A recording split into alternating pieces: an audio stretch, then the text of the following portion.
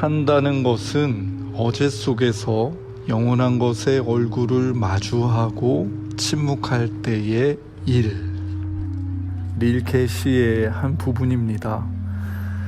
영원한 것의 얼굴을 마주하고 침묵하는 한 사람, 그렇게 살아있음의 절정을 감각하는 한 사람을 떠올렸는데요. 여러분은 어떠셨나요? 나와 영원과 침묵이 조우할 때 일어날 일들을 기대하며 오늘도 기도의 자리로 나아가고자 합니다. 준비되셨나요? 신 앞에 머무는 시간, 저녁 기도를 시작합니다.